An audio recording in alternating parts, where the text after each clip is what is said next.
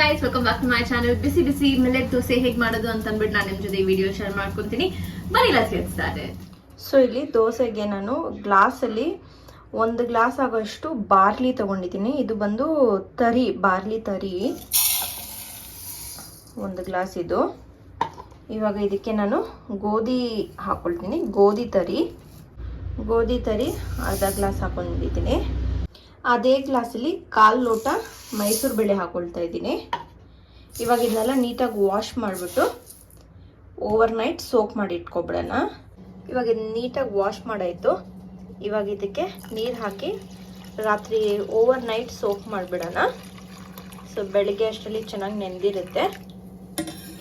So ನಾವು ಮೈಸೂರು ಬೇಳೆ ಹಾಕಿದ ಕಾರಣ ದೋಸೆ ಕ್ರಿಸ್ಪಿಯಾಗಿ ಬರಲಿ ಅಂತ ಅಂದ್ಬಿಟ್ಟು ಚೆನ್ನಾಗಿ ಸೋಕ್ ಆಗಲಿ, ಬೆಳಿಗ್ಗೆ ರುಬ್ಬ ಹೊತ್ತಿಗೆ ನಾನು ತೋರಿಸ್ತೀನಿ. So guys, good morning.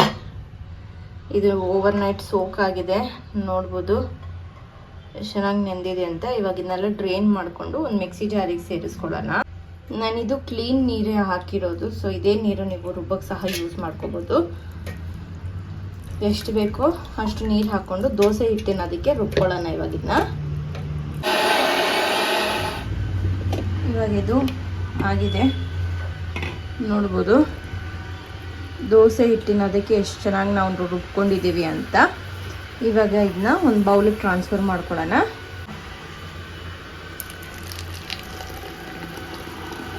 ಇವಾಗ ಇದಕ್ಕೆ ರುಚಿಗೆ ತಕ್ಕಷ್ಟು ಉಪ್ಪು ಹಾಕ್ಕೊಳ್ಳೋಣ.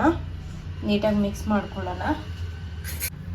ಉಪ್ಪು ಹಾಕೊಂಡು ನೀಟಾಗಿ ಮಿಕ್ಸ್ ಮಾಡ್ಕೊಳ್ಳಿ. ಸೋಡಾ ಬೇಕಂದರೆ ಹಾಕ್ಕೋಬೋದು, ಆಪ್ಷನಲ್ಲು. ಬಟ್ ನಾನಿಲ್ಲಿ ಸೋಡಾ ಸೇರಿಸಲ್ಲ.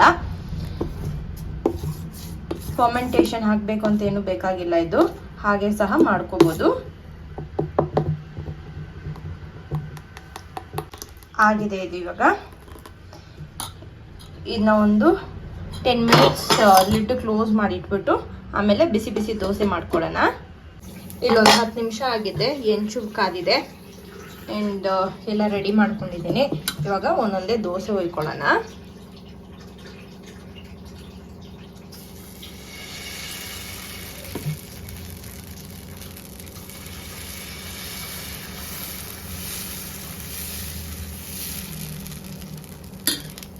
ನಾರ್ಮಲ್ ದೋಸೆ ಥರ ನೋಡಿದ್ರೆ ಎಷ್ಟು ಚೆನ್ನಾಗಿ ಬರ್ತಿದೆ ಅಂತ.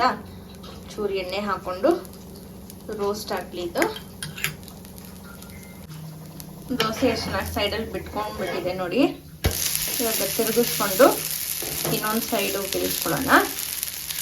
ಈ ಬೇಸಿಗೆಗೆ ತಂಪಾಗಿ ಬಾರ್ಲಿಯಲ್ಲಿ ಮಾಡುವಂಥ ದೋಸೆ.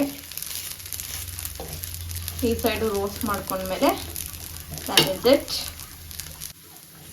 ಈ ಸೈಡು ರೋಸ್ಟ್ ಆಗಿದೆ, ನೋಡ್ಬೋದು ಎಷ್ಟು ಕ್ರಿಸ್ಪಿ ಆಗಿದೆ ಅಂತ ಅಂದ್ಬಿಟ್ಟು. ಇವಾಗ ದೋಸೆ ಎತ್ಕೊಂಡು ಒಂದೊಂದೇ ಇದೇ ರೀತಿ ಮಾಡ್ಕೊಳ್ಳೋಣ. ಬಿಸಿ ಬಿಸಿಯಾದಂಥ ಮಿಲೆಟ್ ದೋಸೆ ಹೇಗೆ ಮಾಡೋದು ಅಂತ ಅಂದ್ಬಿಟ್ಟು ತೋರಿಸಿದ್ದೀನಿ. ಇದ್ರ ಜೊತೆ ಒಳ್ಳೆ ಖಾರವಾಗಿರುವಂಥ ಚಟ್ನಿ ಹಾಕ್ಕೊಂಡು ಇದನ್ನ ಸವಿರಿ. ನೀವು ಇದನ್ನ ಮಾಡಿ ಹೇಗಿದೆ ಅಂತ ನನಗೆ ಕಾಮೆಂಟ್ ಸೆಕ್ಷನಲ್ಲಿ ಹೇಳಿ. This is my vlogging. I hope ನಿಮಗೆ ಈ ವಿಡಿಯೋ ಇಷ್ಟ ಆಗಿರುತ್ತೆ ಅಂತ. ಇಷ್ಟ ಆಗಿದ್ದಲ್ಲಿ ಇದೇ ರೀತಿ ನನ್ನ ಚಾನಲ್ನ ಸಬ್ಸ್ಕ್ರೈಬ್ ಮಾಡ್ಕೊಂಡು ನೋಡ್ತಾ ಇರಿ ಅಂತ ಹೇಳ್ತಾ, thank you so much for watching.